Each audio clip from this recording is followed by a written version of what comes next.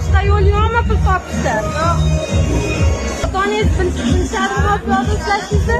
O'zlari ruxsat berganmi? Nechidan nechagacha ishlaysiz?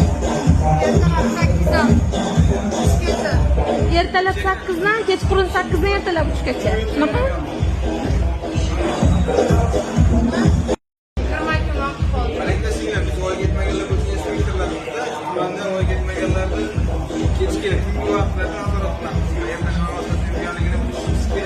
Ular uydagilar bilar ekan. Hozir uydagilarim biladi deyishyapti. Shunaqa?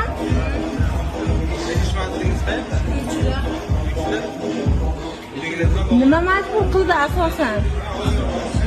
Endi uni o'qimaslik kerak bizdan. Hop, nimadir majbur qilganmi sizni? Shu yerda ishlashingizga nimadir majbur qilganmi?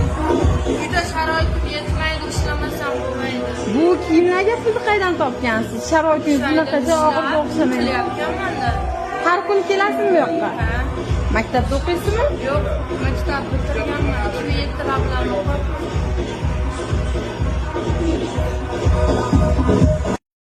Bo'lmaydi endi. O'zimga tushunmaydi. Ish qilamiz.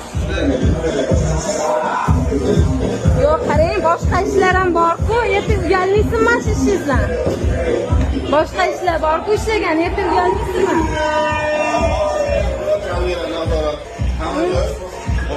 Ha? Singlim? Ertaga uyalmaysizmi mana shu ishdan? Ertaga katta bo'lsangiz, farzandli bo'lishingiz bor, shularga uyalmaysizmi? Kim ota-onangiz majburlaydimi sizni?